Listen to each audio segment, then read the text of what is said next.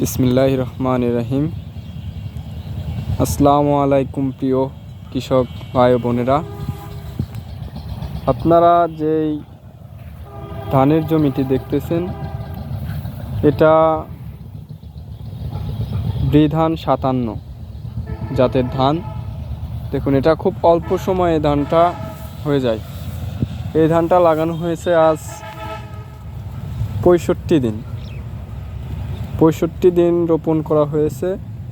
দেখুন, 65 দিনে ধানের যে একটা লালি লালি ভাব, যে পাকার যে একটা সেটা দেখা যায়। দেখুন, ফলনেও মাশাআল্লাহ অনেক সুন্দর। তো আপনারা শুধু ধানই দেখতে পাচ্ছেন, দেখুন শুধু ধানই দেখা যাচ্ছে পুরো জমিতেই। অনেক ভালো ফলন। আপনারা যারা জমিতে অল্প দিনে ফলন পেতে চান তারা এই ধানটি রোপণ করতে পারেন। এই ধানের জাতের নাম হচ্ছে বৃধান 57।